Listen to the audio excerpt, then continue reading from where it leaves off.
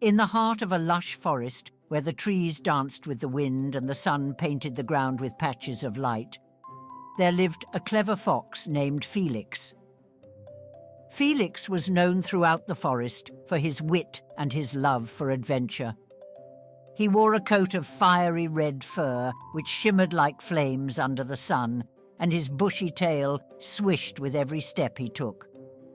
One sunny afternoon, as Felix was trotting through the forest, his keen nose caught a whiff of something truly irresistible. It was a sweet, tantalizing scent that made his mouth water and his heart leap with excitement. What could that heavenly aroma be? Felix wondered as he followed the scent. His curiosity piqued. The trail led him to a clearing where the sun shone brighter and the grass seemed greener. And there, standing tall and proud, was a vineyard, its vines laden with the most magnificent grapes Felix had ever seen. The grapes glowed like jewels in the sunlight, their deep purple hue promising a taste of pure bliss. Oh, what a splendid sight! Felix exclaimed, his eyes sparkling with desire.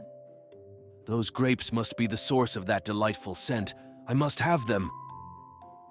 And so, with that, Felix approached the vineyard, his mind already savoring the sweet grapes.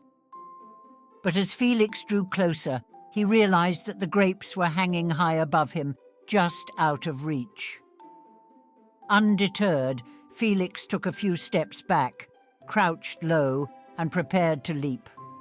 This will be a piece of cake, he thought to himself, confident in his ability to reach the fruit. With a powerful push of his legs, Felix launched himself into the air, stretching his paws towards the grapes. But despite his best efforts, he fell short, landing back on the ground with a soft thud. That was just a warm-up, Felix muttered, shaking off the dust. This time I'll definitely reach them. Again and again, Felix tried.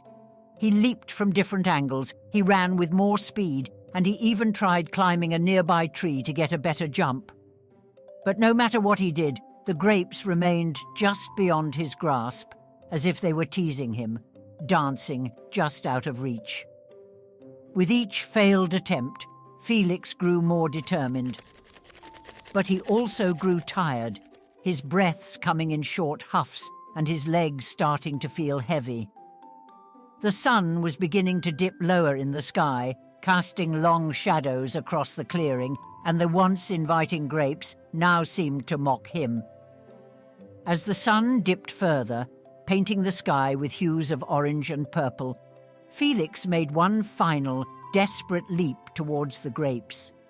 His muscles tensed, his focus sharp, but despite his effort, he fell short once again.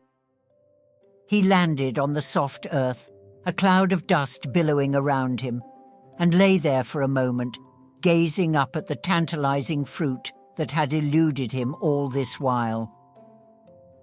Felix rose slowly, his body weary, his spirit deflated.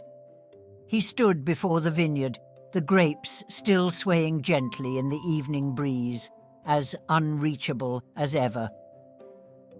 In that moment of quiet defeat, a thought whispered through Felix's mind, a way to ease the sting he felt at not getting to taste the fruit. He stepped back, his gaze on the grapes one last time, and a wry smile curled the corners of his mouth. Felix said aloud, "Ah, well, it's probably for the best. Those grapes, they look sour anyway." With that, he turned on his heel, his bushy tail swishing behind him as he strode away from the vineyard. As he made his way back into the depths of the forest, Felix's heart grew lighter, the disappointment replaced by a sense of relief and the comforting knowledge that not every desire needed to be fulfilled.